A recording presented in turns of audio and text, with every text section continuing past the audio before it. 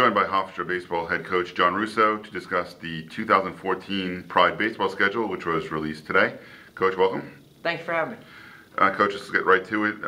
Open the season in February with a trip to Mississippi State University, national runner-ups, a good shot at probably contender for the national championship this year. What are your thoughts on that series? Well, when we scheduled them 2 years ago, we weren't thinking we were going to get the national runner-up, and they have a heck of a club. They'll be, probably preseason top 10 in the country, and to play, honestly, any SEC opponent is a tough slate to open the season. But, we wanted to put our kids in an atmosphere where, they have a chance to make memories and a great place to play that they may not have been before. Last year when we opened up at Oklahoma, it was, 26 guys on the team's first time ever being in the state of Oklahoma, and I can't imagine, a lot of our guys being in Mississippi before, but, just to have the chance to beat an SEC opponent, which has never been done in Hofstra baseball. If you don't play them, you don't have the opportunity. So, we'll go down there and do our best. Okay. Following that trip, you got a trip to Grand Canyon University, Arizona, new to Division I, playing in the Western Athletic Conference. How did this series come about, and what do you know about Grand Canyon? We know with Coach Haynes and I's background in Division II, we know the Division II market really well, and we knew Grand Canyon was a great program in Division II, and saw that they were transitioning into Division I. Their head coach is a name that should be familiar to at least Long Island, New York, is Andy Stankiewicz, the former Yankee. And so he's their head coach, their transitioning year. More importantly, it was in Phoenix, Arizona, a great place with weather, a great place to go play. Another state Hofstra baseball had never been into, so I try to get the kids as much new experiences, and I think that's a little bit what college is about, is to experience stuff and to get an opportunity to go to Arizona, get a chance to play a really good team in Grand Canyon, a really well-coached team by Andy Stankiewicz is an opportunity we couldn't pass on. Okay. You're mentioning first for travel, another place that you're traveling to this year, San Antonio, Texas, to play the University of Incarnate Word. Again, a school transitioning to Division I. Again, tell us a little bit about the background for that series. We know as a head coach, and definitely my assistant coaches, we look at places that we'd like to go play, teams that you'd like to see, and Mississippi State obviously being one of them, and having a chance to go to Phoenix, and then San Antonio is honestly one of my favorite cities I've ever been to. So the chance when Incarnate Word had an opening on the slate to be able to bring us down there and help us some to come down there and play, it was something we couldn't look away at, because I thought what a great opportunity to give the kids a chance to see a city I really loved. And another team that did a lot of damage in Division II baseball and transitioning this year in Division I, and we'll go down there for 4 games because we should have good weather down in San Antonio. So an opportunity just for us to get out and play more and expecting good weather.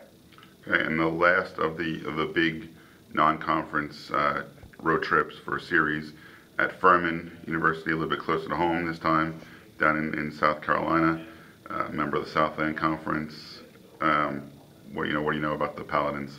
Furman's usually very good each year and year in and year out, but more importantly, they're going to be exactly what we get in CAA play. And every CAA weekend is a big weekend, and the 4th weekend in, I think the kids should be ready for CAA type play. Luckily, it won't count against our conference record, but we'll get to know exactly where we stand playing a team like Furman, who would be an upper division type team here in the CAA. So we'll go down there, match them up, and get a chance to see where we're at with still 2 more weeks to prepare for the CAA. So I thought it was a great opponent, the right opponent at the right time to see exactly where we stand at that part of the season.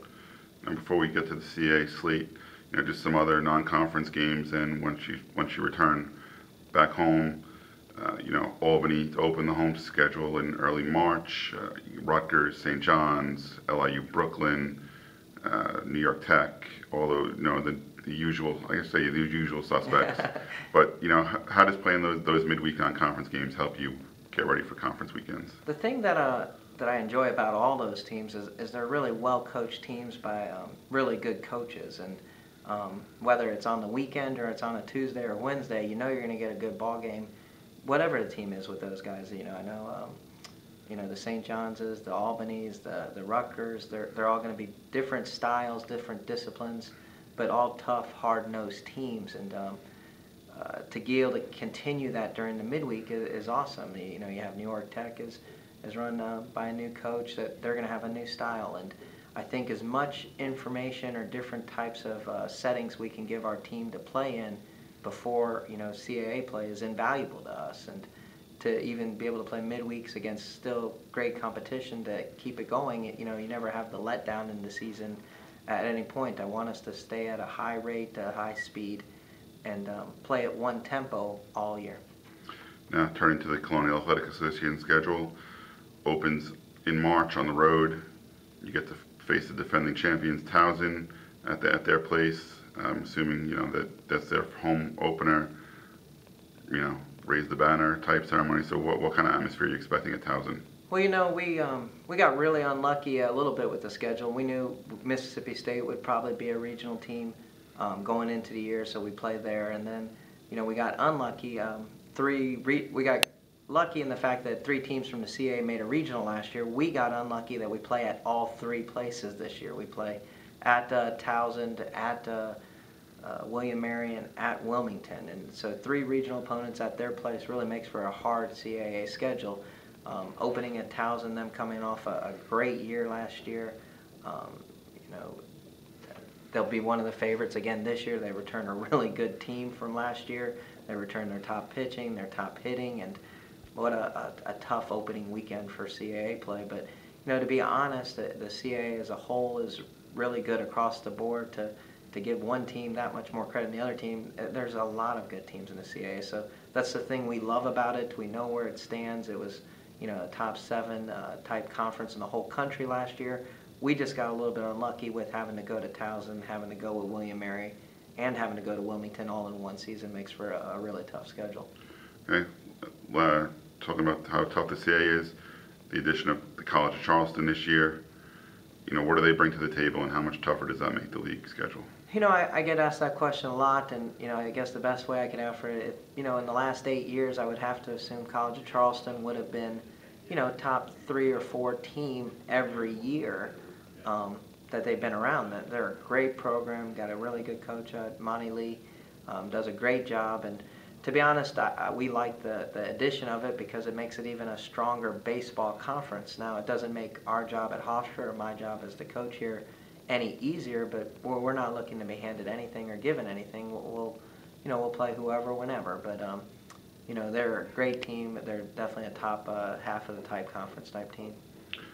All right, Coach. Well, thank you for discussing the schedule with us today, and good luck in preseason practice, which starts in another month or so. Hey, thank you, Len. I appreciate it.